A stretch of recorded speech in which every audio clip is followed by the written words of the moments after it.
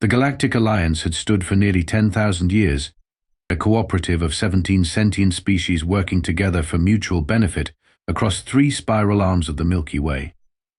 They had protocols for everything, first contact procedures refined over millennia, diplomatic handbooks the size of small moons, and contingency plans for every conceivable interstellar incident.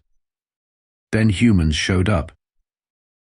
Humans had been members of the Galactic Alliance for precisely 8 standard cycles, barely a blink in cosmic terms. Most species required at least 50 cycles to integrate properly, but humans, they speedrun the process like it was some kind of competitive sport. Their adaptability is concerning, noted High Counselor Zithara of the chlorine-breathing Pholox. They seem to evolve their tactics almost hourly. Yes, but they're so fragile, countered Ambassador Greel, waving all 4 of his crystalline appendages dismissively. Their carapaces are basically tissue paper. They leak water constantly. They're practically walking protein snacks. The Alliance had classified humans as deceptively dangerous, approach with informed caution, but nestled between spacefaring herbivores and potentially genocidal hive minds on their threat assessment scale. Commander Jack Reynolds was the poster child for this classification. Currently sprawled in a chair aboard the Alliance flagship Concordant Harmony, he looked anything but dangerous. His uniform was technically regulation but worn with a casual disregard that made the ship's earthen tailor vibrate with distress. Reynolds was chewing on what the manifest insisted was a writing implement, despite all documentation being digital for the last 3,000 years. So, Reynolds said, tossing a data pad onto the conference table with a clatter that made the Valerian ambassador's frills extend in alarm. The Mavarians are being difficult again. Admiral Gextrol, the binarite commander of the Alliance fleet, made a sound like 2 rocks being ground together, their species equivalent of an exasperated sigh. Commander Reynolds, the Mavarian Empire controls the primary beryllium mines in this sector. Their technological advancements outpace ours by at least 2 development cycles. This situation requires delicacy. Reynolds grinned, a facial expression that several Alliance species still found deeply unsettling. Good thing we humans are known for our delicacy then. The Mavarian diplomatic crisis had been escalating for months. They'd begun imposing increasingly ridiculous tariffs on essential minerals, claiming territorial rights to previously neutral trade routes, had detained an Alliance science vessel on spurious charges of atmospheric contamination. They're testing us, Reynolds said, spinning his chair idly, seeing how much they can get away with before we push back. Perhaps, Admiral Gextrol conceded, 6 eyes blinking in sequence, but the diplomatic corps has the situation well in hand. Ambassador Trell Gore is our finest negotiator, and we've assigned a human cultural specialist to the team, Quinn Martinez, I believe. Reynolds stopped spinning. Martinez? Good choice. Smart. Not great at poker, though. He stood abruptly. Keep me in the loop. I've got a feeling about this one. As he sauntered out, Admiral Gextrol's exoskeleton clicked nervously. The Admiral had served for 200 years, but nothing in their extensive experience had prepared them for humans, especially humans with feelings. The Mavarian space station Eternal Dominance hung in space like an architectural threat. All sharp angles and exposed weapon arrays, it resembled nothing so much as a metal sea urchin with anger management issues. That's subtle, Quinn Martinez muttered as their diplomatic shuttle approached. A cultural anthropologist by training, Martinez had joined the Alliance diplomatic corps after humans made first contact. With close-cropped hair, dark intelligent eyes, and a perpetually curious expression, Martinez had a talent for understanding alien motivations. Ambassador Trell Gore, a centaurian with elegant blue tendrils framing a smooth face, glanced over with their 4 eyes blinking in amusement. The Mavarians believe intimidation is a form of politeness. It shows respect for an adversary's intelligence. Charming, Martinez replied. So we should expect a warm welcome then? The shuttle docked with a clang that seemed unnecessarily aggressive. As they disembarked, they were met by a contingent of Mavarian guards in gleaming black armor augmented with what appeared to be completely unnecessary additional spikes. The Mavarian diplomatic attaché awaits your presence, announced the lead guard in a voice modulated to sound like gravel in a blender. "Please follow immediately." Martinez exchanged glances with Trull Gore, who nodded slightly. The station corridors were deliberately designed to make visitors feel small, ceilings too high, corridors too wide, and lighting positioned to cast unflattering shadows on any face not shaped like a Maverian's triangular visage. They were led to a conference room where Admiral Vex Illa waited. Maverians resembled bipedal panthers with an extra set of smaller arms protruding from their torsos. Their fur ranged from deep purple to midnight blue, with phosphorescent markings that pulsed when they were experiencing strong emotions. Admiral Vex Illa's markings were currently pulsing with what Martinez recognized as smug satisfaction.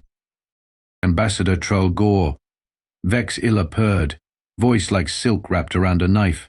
"How gracious of the Alliance to send someone so traditionally minded." Her secondary arms gestured dismissively. "And you've brought a human. How progressive." Martinez smiled blandly. "Admiral Vex Illa, thank you for agreeing to these negotiations. The Alliance is eager to resolve our differences." "Differences? Is that what we're calling them?" Vex Illa stalked around the table.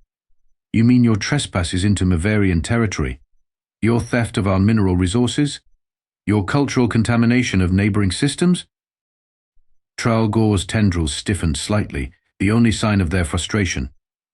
"Admiral, we have documentation proving that the science vessel was in neutral space as defined by the Galactic Charter, which the Maverian Empire signed just 30 cycles ago.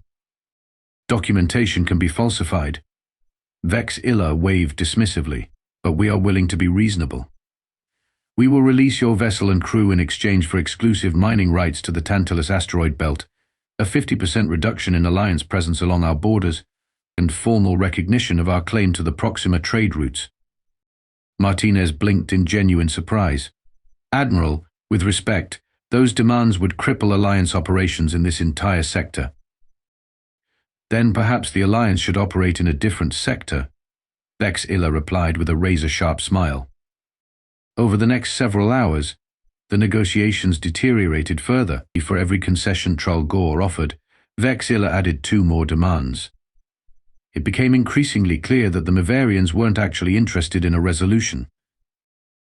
During a brief recess, Martinez pulled up a secure channel to Alliance Command. "Sir, they're not negotiating in good faith. This is theater for them." Admiral Gex Trull's rocky face appeared on the screen. "Martinez, Ambassador Trull Gore is our most experienced diplomat. If anyone can find a peaceful resolution." "With respect, sir, we need a different approach." Martinez hesitated. "I recommend bringing in Commander Reynolds." There was a long pause before Gex Trull responded. "Are you certain that's wise?" "No," Martinez admitted. "But I'm certain continuing as we are isn't working." When negotiations resumed, Vex Illa seemed even more condescending. "Have you had time to consider our generous offer?" "We have," Ambassador Trull Gore replied calmly. "And we are prepared to offer generous compensation for the inconvenience to your station. But we cannot agree to territorial concessions based on a detention that violates established galactic law." Vex Illa's markings pulsed with what Martinez now recognized as amusement. "Perhaps I haven't made myself clear. This isn't a negotiation between equals. The Maverian Empire is ascendant, while the Alliance is past its prime. We're simply accelerating the inevitable changing of the guard." Martinez leaned forward. "Admiral Vex Illa, perhaps you're not familiar with humans yet. We're relatively new to the Alliance." "Ah, yes, humans," Vex Illa practically purred. "The bipeds with the remarkably short lifespans and even shorter attention spans. I've reviewed the biological data, impressive pattern recognition, but otherwise unremarkable." "We also have an interesting saying," Martinez continued pleasantly, "the calm before the storm." The negotiation room's atmosphere shifted subtly as a new holographic figure materialized at the table.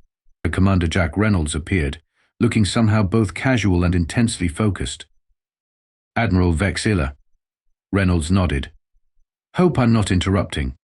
Vex Illa's whiskers twitched in annoyance. Another human. Do you think adding more soft-skinned mammals will strengthen your position?" Actually, Reynolds said, leaning back in a chair that wasn't physically present, I'm just here to observe. Please, continue threatening my colleagues. Martinez noticed something immediately. Reynolds wasn't performing the usual human diplomatic behaviors. No forced smile, no conciliatory tone. This was Reynolds in what those who knew him called chess mode. Ambassador Trull Gore continued outlining their counter-proposal with characteristic patience, but Vex Illa interrupted repeatedly with increasingly outrageous demands.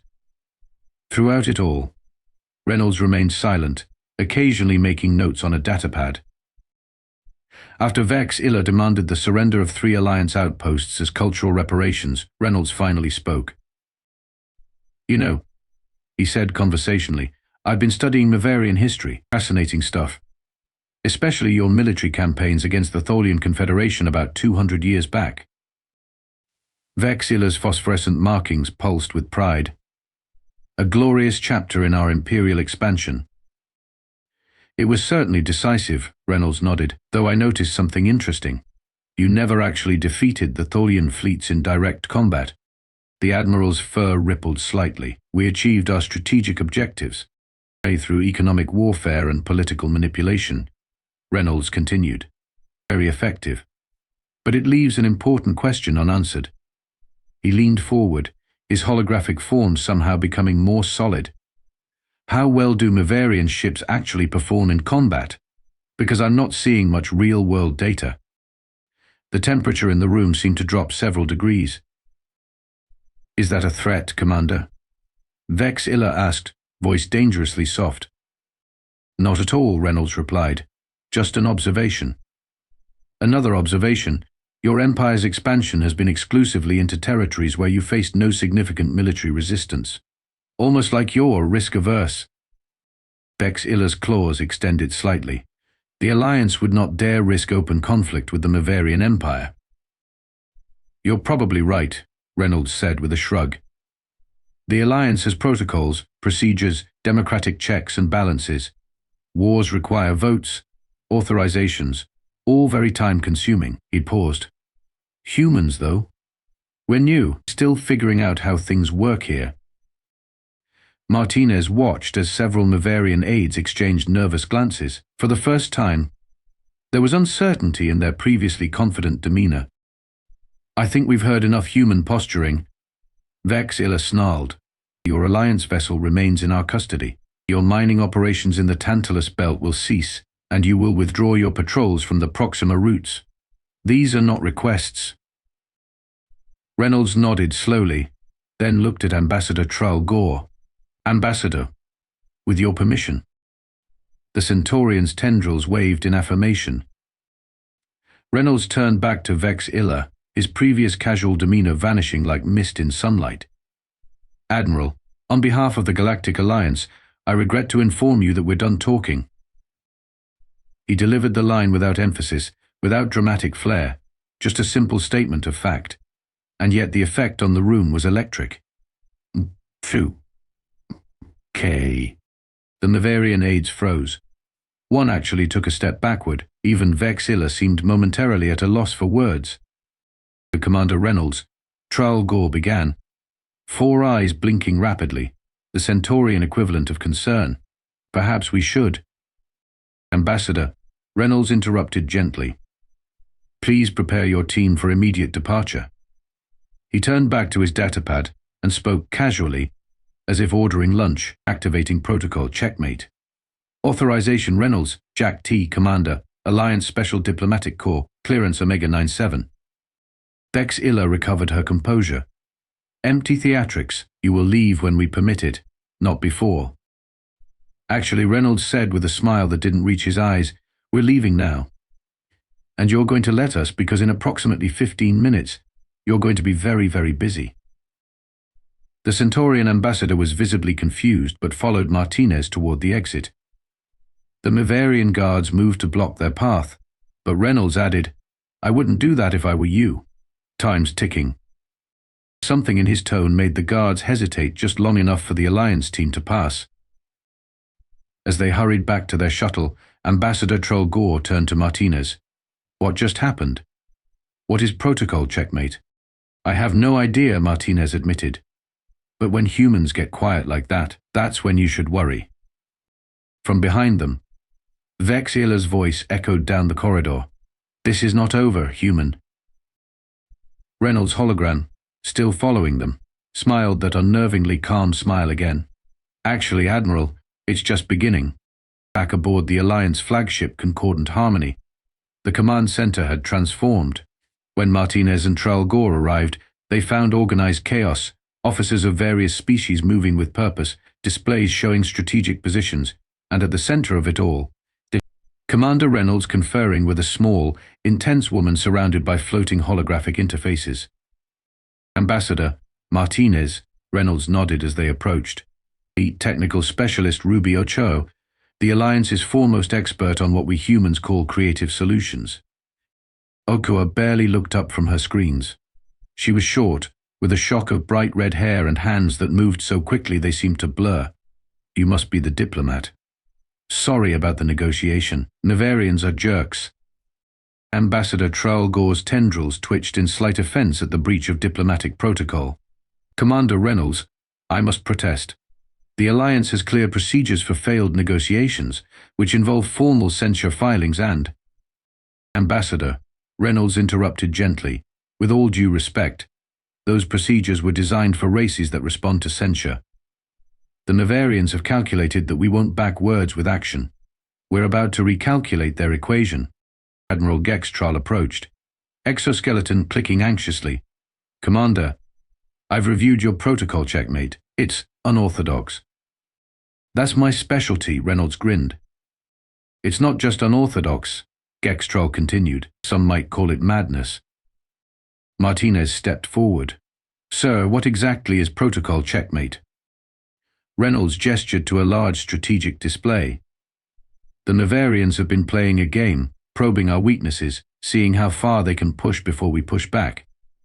But they've made a critical error. They've only studied how the Alliance responds to provocations. Not how humans respond, Martinez realized. Exactly, Ochoa chimed in, still typing furiously. Alliance species typically respond to aggression with proportional demonstrations of force. It's logical, measured, predictable.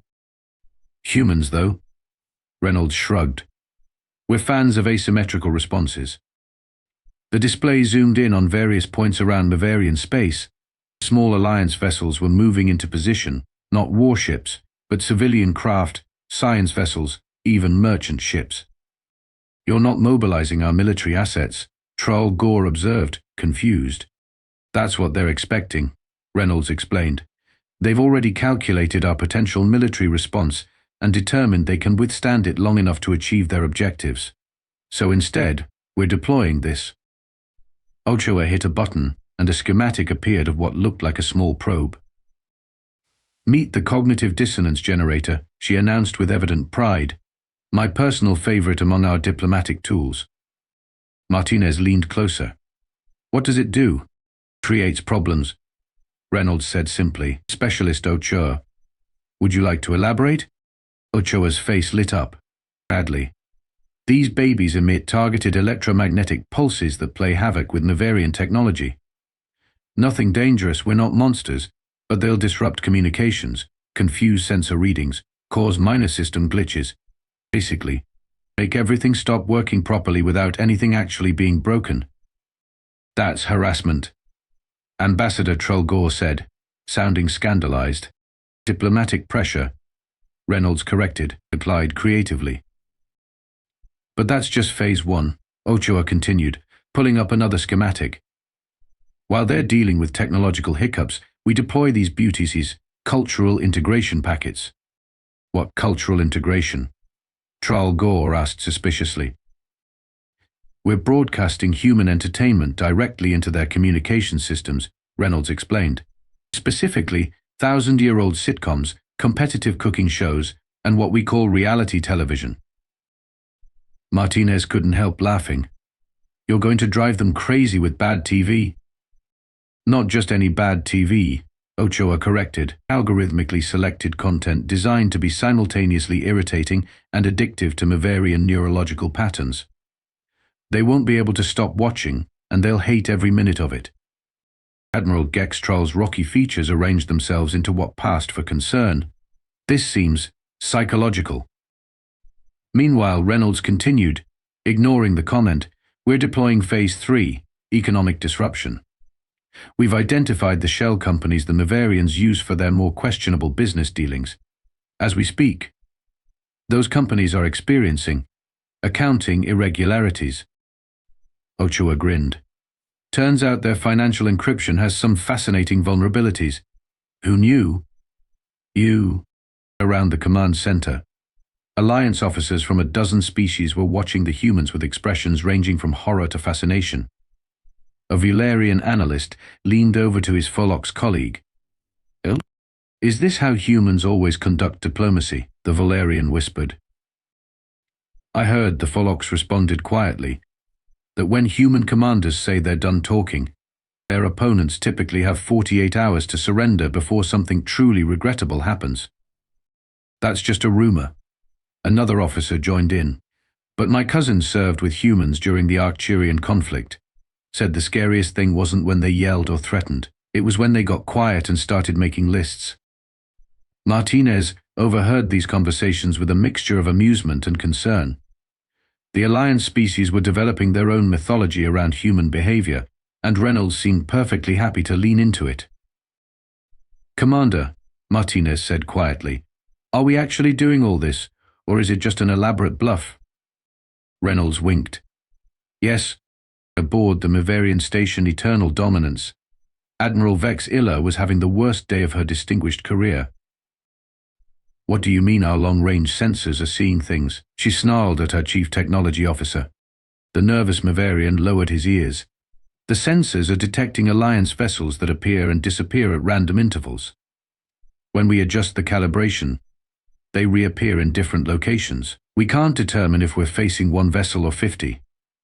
And the communications disruptions are continuing, Admiral. Our secure channels keep being overridden by what? What? Something called the Real Housewives of New Jersey. It appears to be some form of human tribal conflict ritual. Disturbingly addictive. Vex Illa's fur stood on end. And our financial systems. This came from her economic advisor, who looked like she might be sick. 17 of our trading companies have reported simultaneous audit notifications from different regulatory bodies. Our algorithmic trading systems have developed what can only be described as a conscience. And our secret accounts in the Orion banking system are making automatic donations to something called Save the Space Whales. Vex Illa stalked around her command center, tail lashing furiously. This wasn't how it was supposed to go. The Alliance was predictable. They should have filed formal protests, engaged in lengthy internal debates, and eventually offered concessions to secure the release of their vessel. Instead, everything was falling apart, and they hadn't fired a single shot. "The humans," she growled. "This is their doing." Her second-in-command approached cautiously. "Admiral, we're receiving a transmission from the Alliance vessel. It's Commander Reynolds again." "Put him through," she snapped. Reynolds appeared on screen, looking irritatingly relaxed. He appeared to be eating something from a bowl. "Admiral Vex Illa," he nodded. "Having technical difficulties." "What have you done?" she demanded. "Me? Nothing much. Just having some ice cream." He took another spoonful. "Strawberry. Want to know my favorite thing about humans joining the Alliance? We introduced ice cream to 17 new species, makes us popular at diplomatic functions." Vex Illa's claws extended fully. "Your childish pranks will not intimidate the Mavarian Empire. We are prepared to respond with full military force." "Chocolate." "Are you, though?" Reynolds asked, setting aside his bowl. "Because I've been studying your military deployment patterns. You've got impressive ships, sure, but they're spread thin. Most are for show, not actual combat. And right now your vessels can't communicate with each other without getting episode 5 of MasterChef, Lunar Colony." He shrugged. "Great episode, by the way. The Sufal challenge is brutal." A junior officer rushed up to Vex Illa, whispering urgently in her ear. Her eyes widened. Yes, Reynolds nodded, as if he'd heard. That would be the notification that your personal accounts have been flagged for irregular activity. Don't worry, should sort itself out in a few weeks. Bureaucracy. Am I right? This is an act of war. Vex Illa hissed. Interesting perspective. Reynolds replied. We see it more as creative problem solving. But here's something to consider. We haven't actually damaged anything. Not one Navarian ship has been harmed. Not one of your citizens has been threatened. We've simply introduced inconvenience. On a secondary screen, Vexilla could see reports flooding in from across Navarian space. Commercial vessels reporting navigation errors, entertainment systems playing nothing but human historical documentaries about their ancient internet cat videos, food synthesizers producing nothing but something called pineapple pizza, which apparently even humans found controversial. What do you want? She finally asked, hatred evident in every syllable. The same thing we wanted 6 hours ago, Reynolds replied, suddenly serious. And release the Alliance science vessel, withdraw your claims to neutral territory, and honor the agreements you've already signed. And if we refuse? Reynolds leaned forward. Admiral, what you're experiencing now is what humans call mild annoyance. We haven't even gotten to slightly irritated yet. Would you like to see what happens when we reach mildly inconvenienced? Around the Mavarian command center, officers were watching their admiral with trepidation. Many had already noticed that their personal devices were displaying their private communications in public forums. Others had discovered their military service records had been edited to include embarrassing fictional incidents. Vexilla's second-in-command leaned in close. Admiral, our military strategists have completed their analysis. The humans are not following any known conflict protocol. We don't know what they'll do next. For the first time in her career, Admiral Vex Illa felt genuine uncertainty. The Alliance had always been predictable. That was its weakness. But these humans... There was something deeply unsettling about an adversary who responded to threats with ice cream and reality television. The Navarian Empire does not respond to extortion, she declared, but her voice lacked its usual conviction. Of course not. Reynolds agreed pleasantly. You're responding to consequences. A different thing entirely. He checked something on his datapad.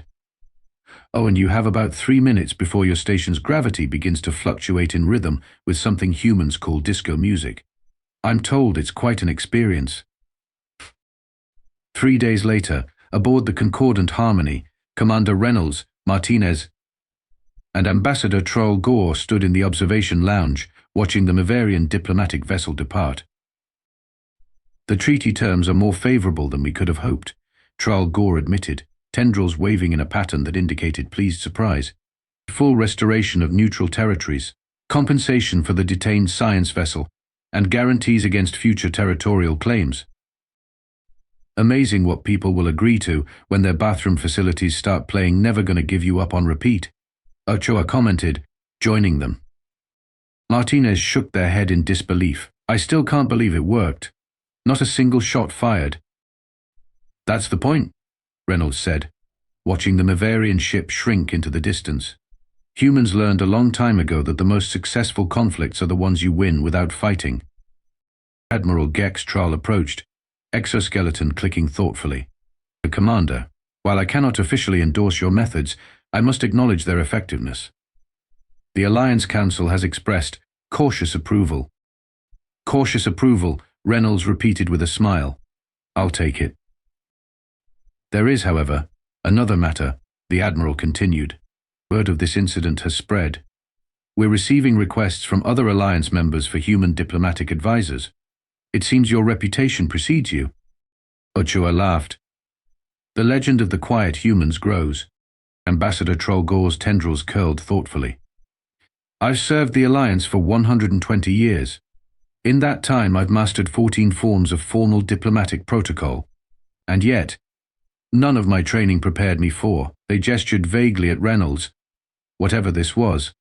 That's our secret weapon, Martinez explained. Everyone expects humans to be loud, aggressive, direct. They're not prepared for us to be creative. Later, in a secure briefing room deep within the Centaurian homeworld, the Alliance Security Council reviewed the incident. We must update the diplomatic protocols, insisted Councillor Zithara, add a specific section on human negotiation tactics. Agreed, said another councillor. All member species should be warned about the significance of the phrase "we're done talking."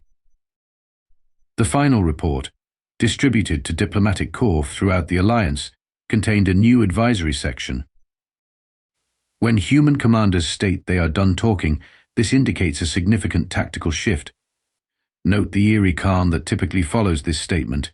It is not surrender or indecision, but rather the prelude to asymmetrical response measures. Alliance representatives are advised to create distance between themselves and the target of human displeasure, as what follows rarely conforms to standard diplomatic escalation patterns. In her private quarters aboard the Mavarian Imperial flagship, now considerably farther from Alliance space, Admiral Vex Illa reviewed the psychological assessment of human behavior patterns for the 5th time. Her fur still stood on end when she recalled Reynolds' calm demeanor, while her empire crumbled around her. Add a note to the Imperial database, she instructed her private terminal. Classification, highest priority. Subject, human diplomatic signals. She paused, considering her words carefully. When humans grow quiet, prepare for chaos. When they smile without warmth, prepare for pain. But when they calmly state they are done talking. She shuddered slightly before continuing. Run. At a day,